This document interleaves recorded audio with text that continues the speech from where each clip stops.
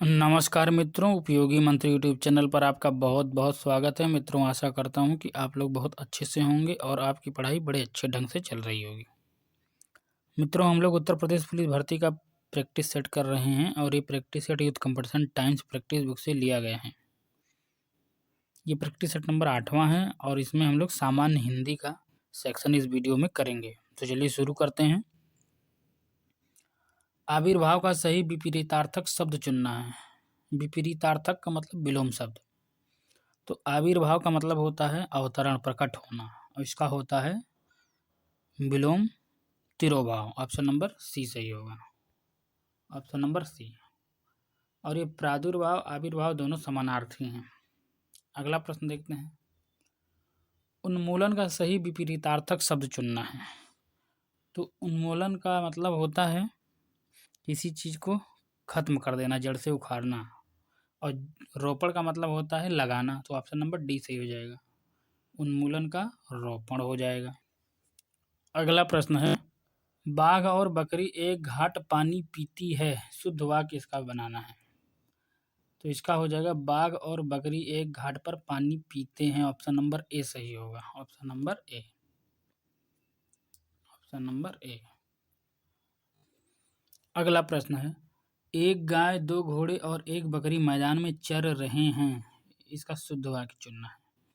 तो एक गाय, दो घोड़े और एक बकरी मैदान में चर रही हैं। ऑप्शन नंबर सी सही होगा इसका, ऑप्शन नंबर सी, ये सही हो जाएगा। अगला प्रश्न है, मैं आपकी श्रद्धा करता हूँ, शुद्ध वाक्य चुनिए। इसका शुद्ध वाक्य होगा मैं आप पर श्रद्धा रखता हूँ। ऑप्शन नंबर सी, श्रद्धा रखा जाता है, श्रद्धा करा नहीं जाता। अगला प्रश्न है, शुद्ध शब्द चुनिए। तो इसमें शुद्ध वर्तनी वाला शब्द हमको चुनना है। घनिष्ठ कैसे लिखा जाता है? तो ऑप्शन नंबर जो बी है घनिष्ठ, ये सत्य है। ऑप्शन नंबर बी यही सही है, घनिष्ठ ऐसे लिखा जाता है। अगला प्रश्न देखते हैं। शुद्ध शब्द इसमें भी चुनना है। तो औद्योगिक, औ की मात्रा होती है, यानी कि ऑप्शन नंबर ए सही हो जाएगा, औद्योगिक। बाकी सारी वर्तनी अशुद्ध हैं। अगला प्रश्न देखते हैं। जंगल में लगने वाली आग के लिए एक शब्द क्या होता है? तो जंगल में लगने वाली आग के लिए दावानल प्रयोग किया जाता है। ऑप्शन नंबर बी, दावाग्नि भी इसको कहते हैं। अनल का मतलब अग्नि ही होता है। जठरानल यानी कि जठर अग्नि, पेट की आग को कहते हैं। और बड़वानल इसको कहते हैं समुद्र की आग को। अगला प्रश्न देखते हैं। जहाँ लोगों का मिलन हो उसके लिए एक शब्द क्या होता है? जहाँ लोगों का मिलन हो उसके लिए एक शब्द है सम्मेलन। Option number C, option number C. अगला प्रश्न देखते हैं। किसी प्रतियोगिता में विजयी होने पर दिया जाता है, उपयुक्त शब्द का चयन करें। किसी प्रतियोगिता में जो विजयी होने पर दिया जाता है उसको कहते हैं पारितोषिक। Option number B, option number B.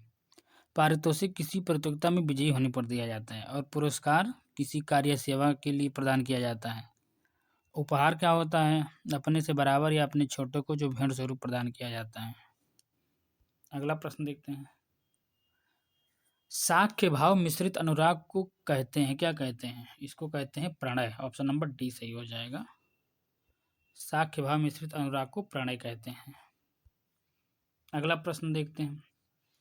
कुसंगत के कारण चरित्र पर दोष लगना, इसके लिए एक शब्द क्या होता है? उसको कलंक कहते हैं।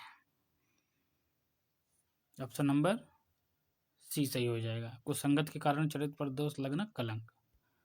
अगला प्रश्न देखते हैं। शस्त्र क्या है? उपयुक्त शब्द का चयन करें। शस्त्र किसको कहते हैं? वह हथियार जो हाथ में थामकर चलाया जाता है उसे शस्त्र कहते हैं। ऑप्शन नंबर बी सही हो जाएगा, वह हथियार जो हाथ में थामकर चलाया जाता है वो शस्त्र होता है, जबकि हथियार जो फेंक कर चलाया जाता है उसे अस्त्र कहते हैं। अगला प्रश्न देखते हैं। जिसमें संसार के प्रति मोह ना रहा हो, उपयुक्त शब्द का चयन करें। जिसमें संसार के प्रति मोह ना रहा हो उसको वीतरागी कहते हैं। ऑप्शन नंबर ए सही हो जाएगा, ऑप्शन नंबर ए। अगला प्रश्न देखते हैं।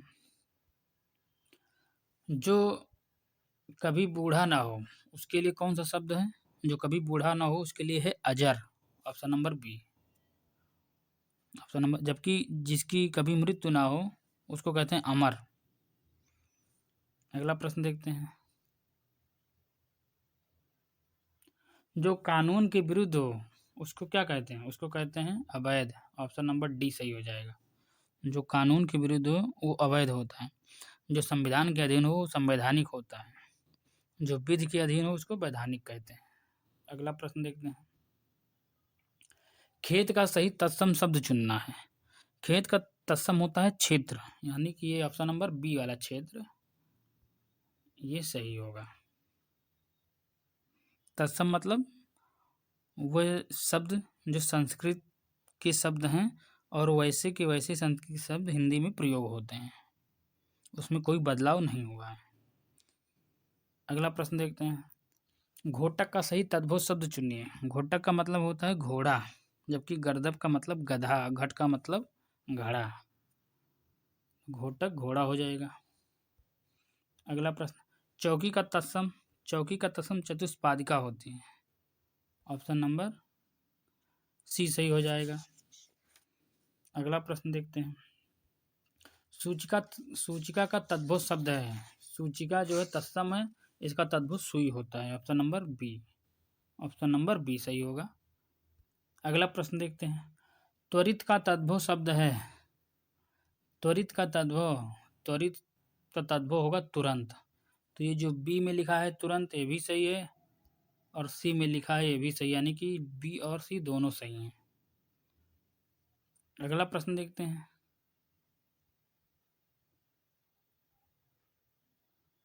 अब इसमें गद्यांश दिया गया है और गद्यांश को आपको वीडियो रोक करके आराम से एक एक लाइन अच्छे से पढ़ना है और फिर इसके उत्तर करने हैं। मैं इसके उत्तर को बता रहा हूँ आपको। इस गद्यांश का मूल कथ्य क्या है? इस गद्यांश का मूल कथ्य क्या है? इसका है निशस्त्रीकरण और विश्व शांति, ऑप्शन नंबर डी सही होगा। अगला प्रश्न है। भयंकर विनाशकारी आधुनिक शस्त्रास्त्रों को बनाने की प्रेरणा किसने दी? तो जापान पर गिराए गए अणुबम ने, ऑप्शन नंबर सी सही हो जाएगा इसका, ऑप्शन नंबर सी। अगला प्रश्न देखते हैं। एटम बम की अपार शक्ति का प्रथम अनुभव कैसे हुआ? एटम बम की अपार शक्ति का प्रथम अनुभव जापान में हुई भयंकर विनाश लीला से हुआ, ऑप्शन नंबर ए सही हो जाएगा इसमें। अगला प्रश्न देखते हैं। बड़े बड़े देश आधुनिक विनाशकारी शस्त्र क्यों बना रहे हैं? बड़े बड़े देश आधुनिक विनाशकारी शस्त्र पारस्परिक भय के कारण बना रहे हैं, यानी कि ऑप्शन नंबर डी सही होगा इसका। अगला प्रश्न है। आधुनिक युग, युग नहीं मुझे लगता है ये युद्ध है। आधुनिक युद्ध भयंकर व विनाशकारी होते हैं क्योंकि, इसमें युग नहीं होगा युद्ध होगा। इसका आंसर होगा अधिकांश जनता और उनकी संपत्ति नष्ट हो जाती है, ऑप्शन नंबर बी सही हो जाएगा इसका, ऑप्शन नंबर। अगला प्रश्न है। हिंदी भाषा किस लिपि में लिखी जाती है? तो हिंदी भाषा देवनागरी लिपि में लिखी जाती है, ऑप्शन नंबर सी सही होगा। गुरुमुखी लिपि में पंजाबी लिखी जाती है और ऋग्वेद की लिपि है ब्राह्मी। अगला प्रश्न देखते हैं। निम्नलिखित में से कौन स्वर नहीं है? स्वर और व्यंजन आपको पता ही होगा, तो आ ई ये पढ़ा ही होगा। तो इसमें जो है जो चाछा जाझा इया वाला है ये व्यंजन है, स्वर नहीं है। अगला प्रश्न देखते हैं। सर्वनाम कितने प्रकार के होते हैं? सर्वनाम 6 प्रकार के होते हैं। पुरुषवाचक, निजवाचक, निश्चयवाचक, अनिश्चयवाचक, प्रश्नवाचक और संबंधवाचक, ऑप्शन नंबर बी सही होगा। अगला प्रश्न देखते हैं।